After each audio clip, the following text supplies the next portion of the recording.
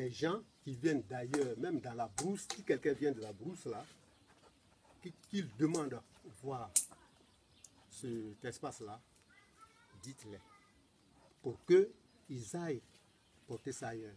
Parce que le monsieur avait dit qu'il n'avait rien fait. C'est grâce aux Américains qui sont venus en 91, hein, et ils ont creusé pour voir la vérité. Ils ont filmé tout. C'est là ils sont allés. Ils sont allés. Et c'est là. Le président qui demandait à avoir, comment dire, prime de la paix. C'est là, ça n'a pas. Parce qu'il a tué. Les gens ont vu. Tout était là. Les ossements, ils ont tout filmé, tout était là. Ils sont partis. Quand ils sont partis, bon, ben, à la recherche de la paix, ils ont dit maintenant. Oh, il avait besoin de recevoir prime de la paix. Voilà. Donc, les parents nous ont dit, si les gens arrivent pour voir, pour porter la voix ailleurs, pour voir la vérité, dites-les. Donc, bon, si tout homme arrive, on le fait. Mais maintenant, on a mis un chronogramme, je peux dire, que pourquoi Ferdinand a dit de venir me voir, c'est moi qui suis le président. Voilà, parce qu'on a mis maintenant, parce que ça y est en construction. Comme on n'est pas allé là-bas encore, on doit améliorer. Donc, si les gens viennent comme ça, il faut qu'on leur parle pour qu'ils nous viennent en aide pour qu'on améliore cet espace. Voilà. Donc, je disais, ça c'est le village de Travail-en-Ville. À l'époque, on était encore au cours primaire, ils sont 10. Et les gens sont venus.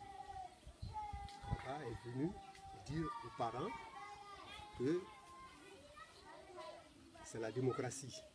Mais avant la démocratie, je vous dis de faire une coopérative. De la coopérative, et il a initié ce parti qui était le PANA.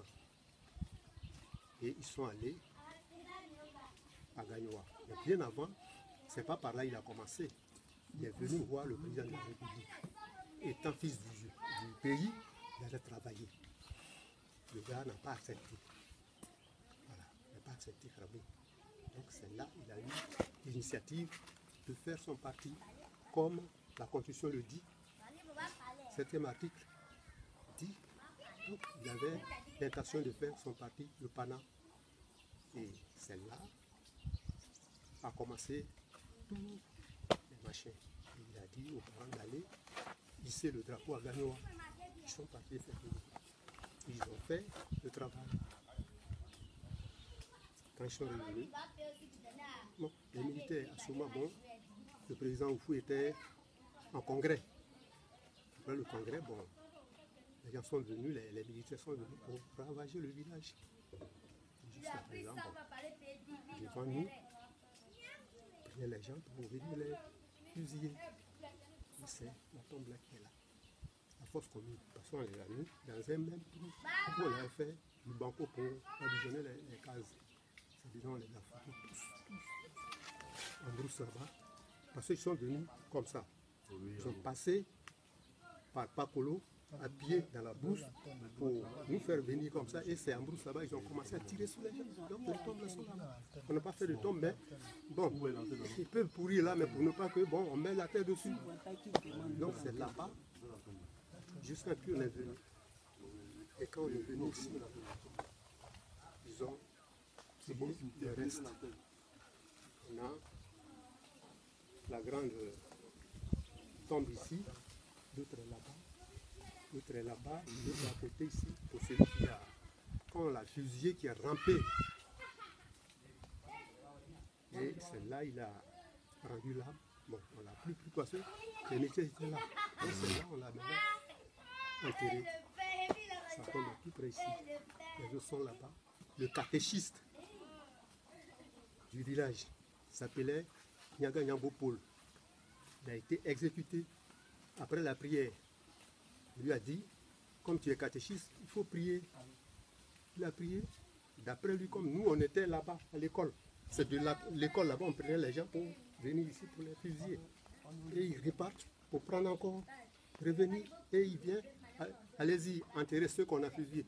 Quand on finit de les enterrer, on les exécute, puis ils retournent ceux, ils vont prendre.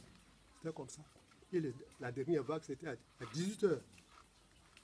À 18h, celle-là, dedans était le catéchiste.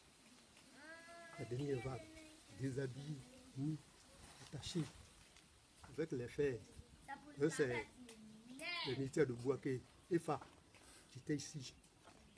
Donc leur manger qu'on leur envoyait là, c'était dans des trucs attachés de fer. C'est ces fers-là qu'on a attachés à nos parents. De 8h jusqu'à 18h, sous le soleil. Nous, on était là, on regardait. Et à 18h, on est venu, on leur a dit, il faut prier, il a prié. On a dit, feu sur eux. Parce que lui, il était survivant, le catéchiste. Quand on a mis la balle ici, où c'est sorti là, tu regardes, tu vois le cœur qui bat. Mais il a survécu. Il a survécu. Après, il a fait 5 ans en prison. Il a été saisi à Abidjan. On l'a amené à Gagnoa. Il a fait 2 ans. Puis on les a amenés à Bouaké, cas pénal. Il a fait 3 ans là-bas. Puis il est venu. Il a fait 33 ans. Puis il est mort en 2004. Voilà. Donc, là-bas, on l'appelait Lazare, le ressuscité. Donc, l'histoire, à peu près, c'est comme ça. C'est son fantôme qui est devant l'église. Moi, j'étais là. J'étais là. Et votre nom? Hein? Votre nom et Gaï votre... René. Gaï René. G-A-H-I. C'est Gaï. Gaï. G-A-H-I. René. Voilà. Moi, j'étais là. En 70. Et quand on a envoyé Krabé Niagbé, je pense que c'était le 28 novembre 70. 1970, le 28. On l'a fait promener jusqu'à... Et on l'a amené ici. Quand le maire Konakofi a dit, voilà, votre président est dans la bâchée là. Mais vous ne croyez pas. Vous ne croyez pas. Mais quand ils se sont regardés, et ils sont allés vers la bâchée, vers descendre Krabé, j'étais ébahi. De toute façon, je l'ai vu là. J'ai eu le nez. Krabé a été bastonné. Tout ça là, c'était défiguré, tout ça. Et devant nous maintenant, le commandant de brigade de Wassena, il a pris, il était enchaîné, hein? Bon, et il a pris pour le mettre à terre, bastonné. Bon, ceux à qui on a tué leurs parents, venaient le frapper avec leur matraque là. Avec quelques-uns, trois personnes sont venues, les enfants, pour taper. Et après, il l'a amené à Krabalidier. De Krabalidier, on n'était pas encore quitté sur le lieu, et l'hélicoptère est parti pour le prendre.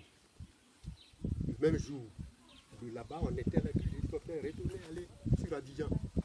Depuis ce jour, Krabé a été porté disparu. C'est comme ça. Donc, mes frères, soyez les bienvenus. Voilà ce qui s'est passé à Gaba à l'époque. Et maintenant, quand il y a l'ex-député à réunir les villages, avant de réunir les villages, il a dit le village qui se déplace perd son nom.